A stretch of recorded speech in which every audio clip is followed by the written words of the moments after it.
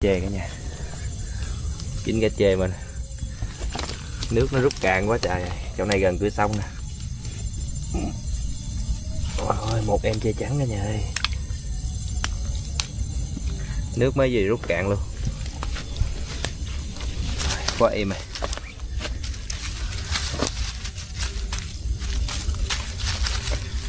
Để mình bắt đem lên nha.